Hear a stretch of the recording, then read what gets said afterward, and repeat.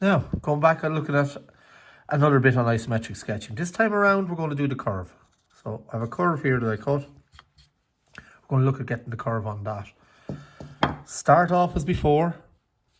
Do your isometric box.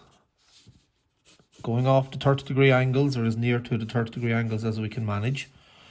Bring it up a little bit higher. Now I'll do this fast because we've had this before. Trying to keep all those parallel. And these should all be parallel. Managed to keep it off from the thing. So they should all be more or less parallel. I'm fairly close to it now. Right, we're looking for a curve like this. Now if it's a curve, that means I'm measuring out here a certain distance. Say if we come halfway, going to take the same distance and come down here. So there's a quarter of a circle that I want to get the curve on. Okay, all you're doing is coming from here. So it's starting out straight. So don't start going off straight away. Come out a little bit first, come around and finish up. When you get back to the point, you're already in line with it. So we're starting out in line, coming around, staying in line to finish off there. So coming out, bringing it around. Notice the way I'm there already, and now I can straighten it up. I need to clean that up just a little bit. So to get that on the other side, I can lightly bring my line across, bring my line across.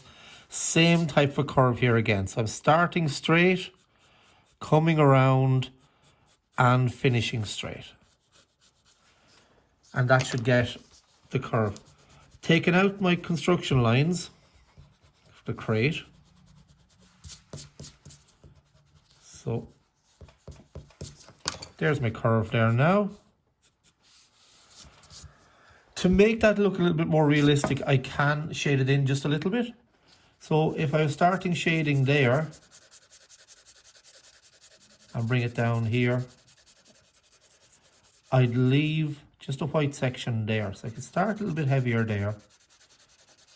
Come back. Over this side here, sorry, let's turn this a bit, make it easier for me to shade. So starting dark, bringing it up. So you can see where now that's a very rough shade, but you can get the idea of the curve there. And that's all you have to do to get this type of a curve. So long as you have your start point and your end point, you're bringing it around on a curve.